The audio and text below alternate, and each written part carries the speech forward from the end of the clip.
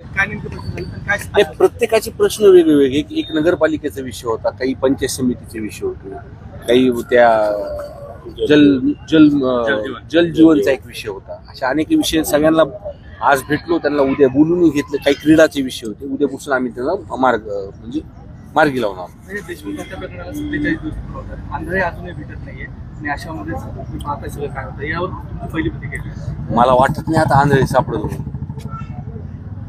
जे काही त्या भागात जे काही घडतं, जे काही इतिहास आहे, सापडायचं असलं असतं तर पोलिसांनी सापडलं असतं, पण मला वाटत नाही आता सापडेल. प्रत्येक व्हिडिओ जे आहेत नवनवीन समोर येतात, मात्र प्रशासनाला पोलीस प्रशासनाला मिळत नाहीत काही. हे बघा, मी सुरुवातीला जे बोललो होतो ना की CDR तपासलं, त्याच पद्धतीने प्रशासन जो तपास घेतंय आणि त्याच प्रत्येक दिवशी आपल्याला काही ना काही तरी फुटेज आपल्याला तिथं भेटतंय.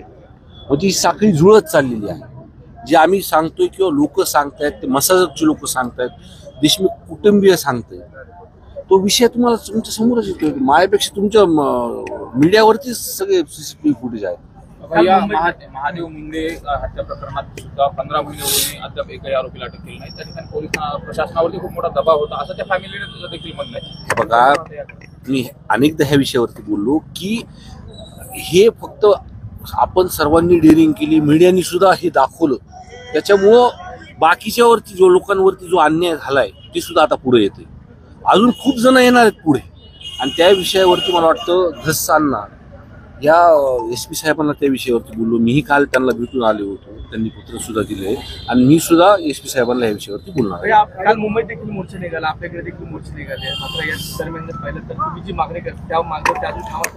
हे बघा, मोर्चा काढायला कुणीच कुणाला सांगलं, स्वतः लोक. आणि पहिल्यांदा महाराष्ट्राच्या इतिहासामध्ये दिसते की सर्व जाती धर्माचे लोक रस्त्यावर होते. आज वाल्मिक कराड जे मास्टर माइंड अटक झाल्यानंतर सुद्धा मोर्चे निघतात, ते म्हणजे लोकांमध्ये रोज केली.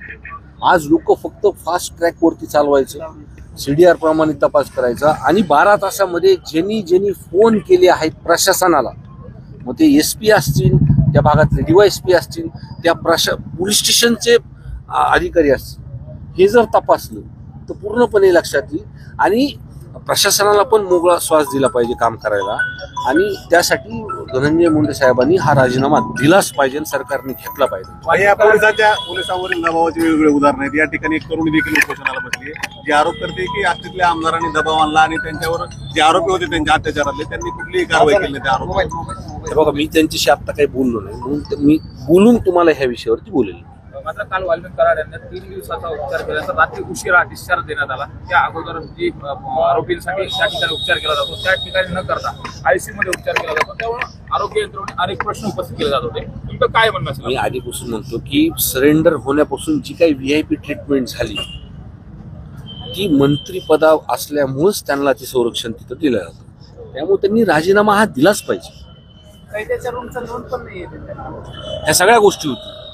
अहो, हे तुम्हाला सांगतो मी की 28 तारखेला बीडला मोर्चा निघाला, आणि माझ्या माहितीनुसार ते पुण्यामध्ये एका मोठ्या हॉस्पिटलमध्ये 2-3 दिवस तिथे ऍडमिट होते. जेव्हा लोक रस्त्यावर उतरल्यानंतर तिथून ते फरार झाले. त्यांना कुणी ऍडमिट केलं, त्या काळामध्ये कोण त्यांना भेटायला गेलं, ह्याचाही तपास झाला पाहिजे. ते 3 दिवसाचे उपचार घेतला, नेमका काय उपचार घेतला विचारणार आहेत का तुम्ही? आणि आजार कुठला होता हे पण नाही, मला मी काळजी लोकांची करतो.